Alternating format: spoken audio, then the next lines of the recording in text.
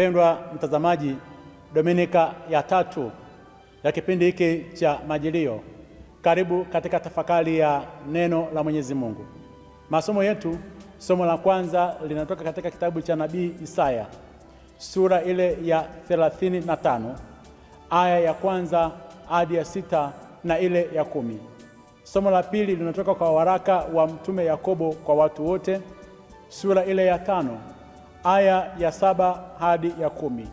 Na injili inatoka kwa mwinjili Mathayo, sura ile ya 11, aya ya 2 hadi ya 11.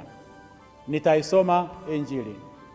Siku ile Yohane aliposikia huko gerezani matendo yake Kristo, alituma wanafunzi wake kumuuliza, wewe ndiwe yule ajaye au tumtazamie mwingine?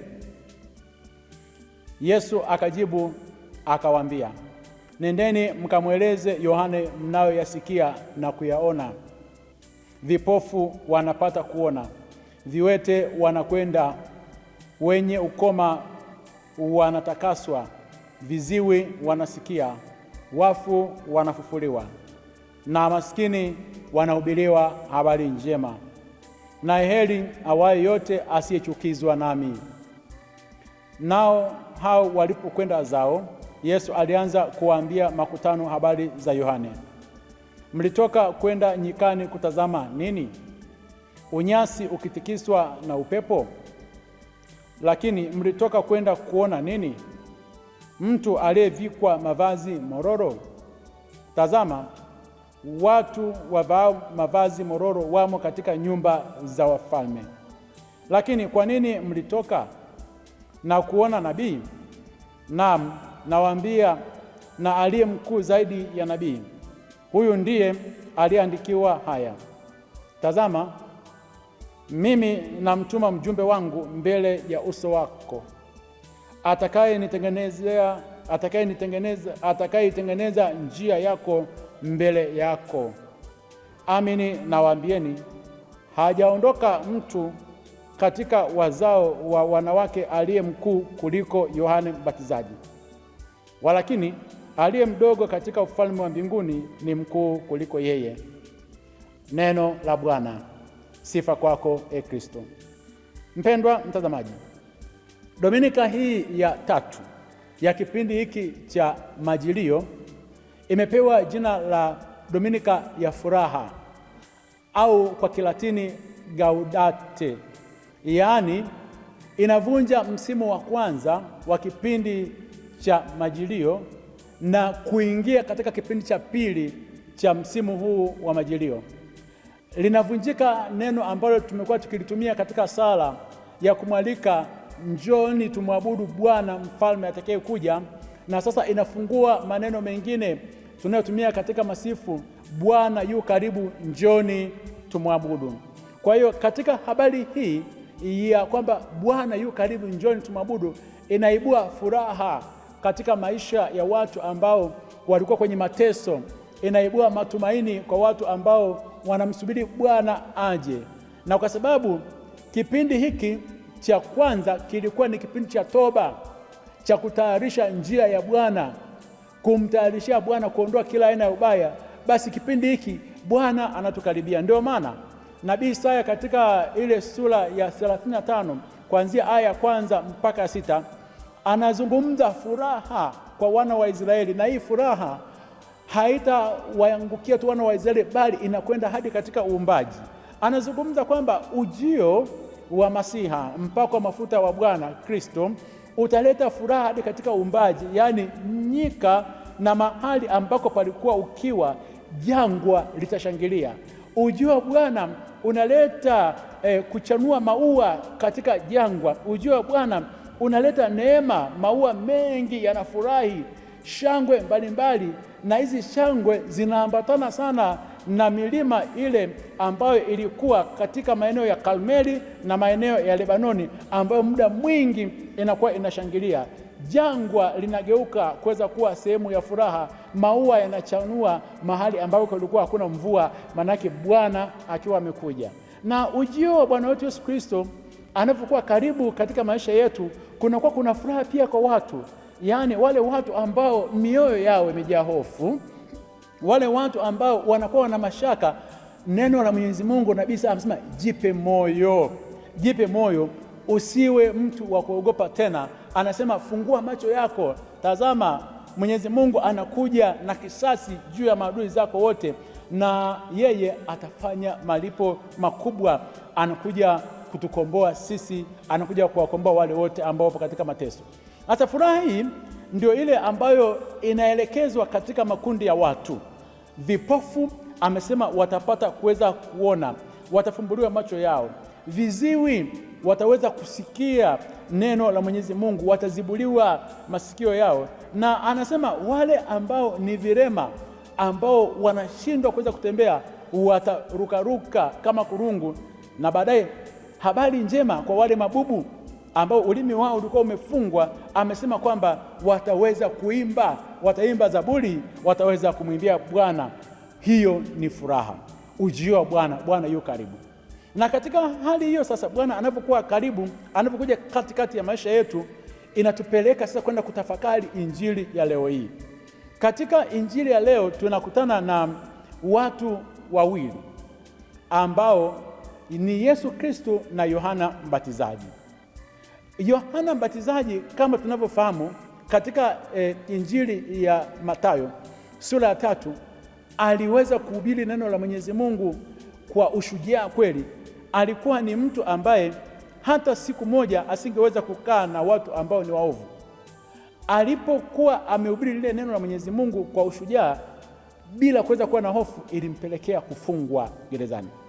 Sasa Yohana Mbatizaji amefungwa gerezani, na alipofungwa gerezani anawatuma watumwa wake, wafuasi wake wamwendee Yesu kwenda kumuuliza, je, wewe ndiwe Kristo au tumtazamie mwingine? Sasa turudi nyuma kidogo. Kwa nini Yohana alifungwa gerezani? Kazi ya Yohana Mbatizaji ya kuja kutayarisha njia ya Bwana kwa ajili ya taifa lile la wana wa Israeli ilikuwa imeanza kumalizika, na iliisha kwa yeye kufungwa gerezani. Yohana Mbatizaji ilikuwa ni tabia yake ya kuzungumza ukweli, na ukweli mtupu. Hakuweza kuangalia sura ya mtu, aweze kuwa mtu mdogo au kiongozi au aweze kuwa na madaraka. Na katika hilo basi aliweza kukemea uovu bila kuweza kutazama sura. Na katika yeye ilikuwa ni kweli sauti ya kinabii kwa Mwenyezi Mungu kwa watu wale ambao ilipenya ndani ya mioyo yao.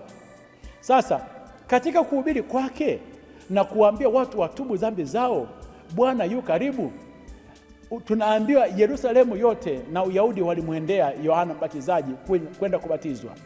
Na utasikia pia Yesu Kristo naye mwenyewe pia alikwenda. Viongozi pia wa kitaifa nao walikwenda huko. Nyakati hizo aliyekuwa anatawala mfalme alikuwa anaitwa Herode. Jina lake alikuwa anaitwa Herode Antipa, aliyekuwa anatawala maeneo ya Galilaya. Na yeye mwenyewe alikwenda kule kubatizwa. Asa kitendo cha enda kubatizwa kule, alikwenda wakati alikuwa amefanya jambo moja lililokuwa limeleta aibu katika jamii. Jambo gani hilo? Alikwenda Roma kwa ndugu yake kumtembelea. Alipokwenda kule Roma, akamkuta ndugu yake ameoa mwanamke alikuwa anaitwa Herodia. Yeye akamshawishi mke wa ndugu yake, wa kaka yake, akamshawishi, na yule mke wa kaka yake akamtoroka kaka yake kule Roma, akaja kuja kuolewa na huyu Herode Antipa. Na Herode Antipa aliporudi Galilaya nyumbani kwake, akamfukuza mke wake. Habari zikaenea mitaani, mfalme amemfukuza mke wake, amemoa shemeji yake. Ikawa ni jambo la aibu. Na huyu mwanamke alipokuja, alikuja na binti yake alikuwa anaitwa Salome kutoka kule Roma. Sasa ujumbe wa Yohana Mbatizaji kwamba watu wote lazima wabatizwe, na yeye mwenyewe Herode Antipa akaenda kwenda kubatizwa pamoja na yule mke wa kaka yake. Yaani anaenda na suria, anaenda na mke wa pembeni, hajaenda na mke wake, anaenda kwenda kubatizwa. Yohana Mbatizaji alivyomuona akasema, nenda kamrudishe mke wa kaka yako, alafu ndio uje kubatizwa. Huwezi kuja kubatizwa hapa na wakati una matendo mabaya ya uzinzi, kuiba wake za watu. Karudishe mke wa mtu ndipo uje ubatizwe. Jambo hili lilimuuma sana huyu Herode, kwa sababu aliambiwa ukweli. Na jambo hili pia likamuma sana Herodia, kwa sababu aliambiwa ukweli, kuishi na mke wa mtu na wakati huo bado unataka kuja kushiriki katika mambo matakatifu ya Mwenyezi Mungu. Ndipo Yohana akakamatwa. Alivyokamatwa akawekwa gerezani. Alivyowekwa gerezani kwa sababu ya kuzungumza ukweli, kule gerezani alipowekwa, katika mawazo yake Yohana Mbatizaji alitegemea kwamba Yesu Kristo aliyekuwa amembatiza, ambaye alikuwa anakuja, na usisahau alikuwa ameshawatangazia watu kwamba shoka limeshawekwa chini ya miti na watu wote ambao hawazai matunda watafyekwa. Injili yake ilikuwa ni ya kisasi, neno lake lilikuwa hakuna kuweza kuwafumbia macho.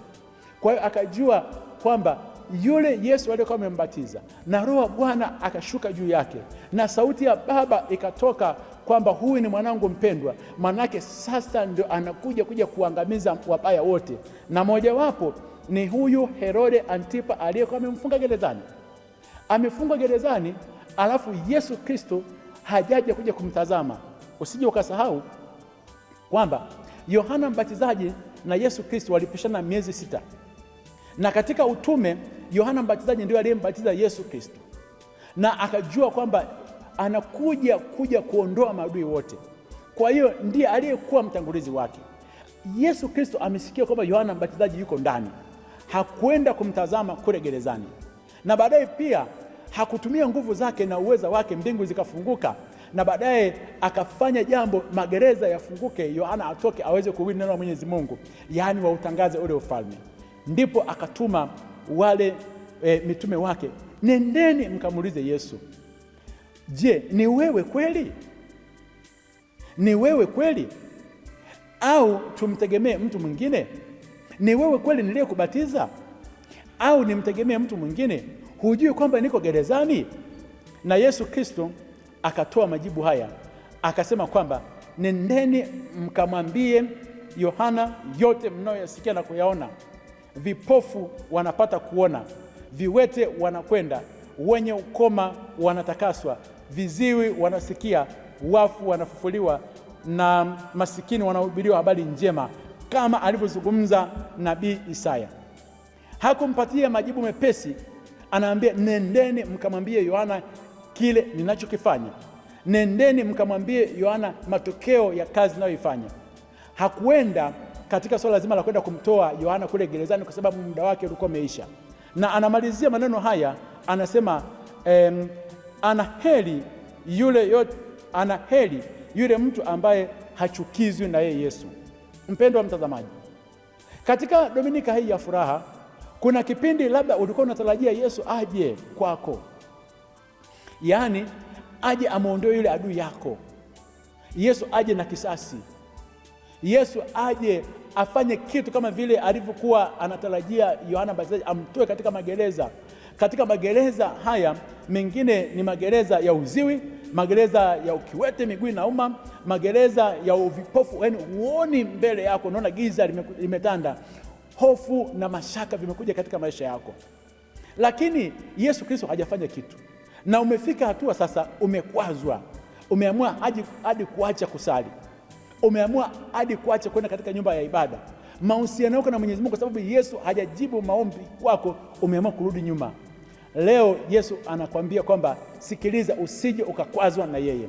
Na ndio maana basi huyu Yakobo mtume anasema kwamba ndugu zangu, wale wote ambao wana roho ya uvumilivu, anasema wavumilivu wote, amesema Bwana atakapokuja, anasema kwamba atakuja kuwaokoa. Cha maana zaidi, katika hali yote ambayo uko nayo, uwe katika hali ya Yohana Mbatizaji katika gereza, uwe katika mateso, katika vifungo, katika magonjwa, tembea katika roho ya uvumilivu. Bwana anakuja mara ya pili. Anasema tazama, kama vile mkulima anavyongoja mazao yake ya nchi kwa muda mrefu sana, kama vile mkulima anavyopanda ndizi, anavyoisubiri, anakuwa na uvumilivu kwa ajili yake, amesema vile vile pia mvua itakapokuja kunyesha, amesema Bwana katika mioyo yetu atatujibu tu maombi yetu.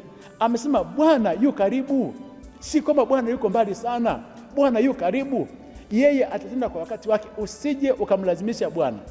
Na baadaye Yesu Kristo anawageukia hawa watu walikuwa namtazama, wanamshangaa kwa nini ajenda kufanya kitu kwa Yohana Mbatizaji. Anawauliza, mlikwenda kule jangwani katika ubatizo wa Yohana Mbatizaji kufanya nini? Mlienda kuangalia nyasi zikitikiswa na upepo? Mlienda kumuona mtu ambaye amevaa mavazi mororo kwa sababu Yohana Mbatizaji alikuwa amevaa mavazi ya singa na alikuwa anakula tu nzige? Mlienda kufanya nini? Alipowaalika katika mwaliko wa kuweza kufanya toba, mlifanya toba? Mlibadilisha maisha yenu? Mlienda kumuona nabii mkuu?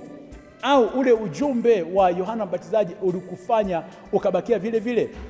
Na hadi leo, mpendwa mtazamaji, nitapenda kuuliza majuma mawili ambao umesikia kwamba itayarishe njia ya Bwana, fanya toba. Umeenda kanisani kusikiliza neno la Mwenyezi Mungu kwa ajili ya kitu gani? Umeusikiza ujumbe huu wa neno la Mwenyezi Mungu kwa kitu gani? Ujumbe wa Mwenyezi Mungu umeingia ndani ya maisha yako ukabadilisha, ukaanza kuishi maisha mema, au umebakia vile vile? Kuna haja gani ya kuendelea kuishi maisha hayo ya kwenda kanisani afu kubadiliki? Unakwenda kanisani kumwangalia padri au kumwangalia mchungaji alivyovaa, au nenda kuangalia wanakwaya? Unakwenda katika nyumba ya ibada kwa kitu gani? Una moyo wa kubadilika? Una moyo wa uvumilivu? Unakwazwa na Bwana? Anasema yeye anakuja, yeye mwamuzi ambaye amesimama mbele ya milango. Anasema huyo yeye katika kazi yake anayoifanya, amesema kwamba wale wote watenda mabaya ambao sio wavumilivu, amesema yeye atawamaliza. Na baadaye Yesu Kristo anachoendelea kuzungumza katika Injili ya leo, anasema kwamba katika watu wote, hata kama Yohana Mbatizaji alikuwa amefungwa gerezani, hata kama hakuweza kujibu maombi aliyokuwa nayo, lakini Yohana Mbatizaji alikuwa ni mtu mkubwa. Hakuna nabii aliyekuwa mkubwa kama huyo. Kwa lugha nyingine, unaweza kuwa katika matatizo makubwa mazito, sio kwamba kusudi la Mwenyezi Mungu limetoka ndani mwako.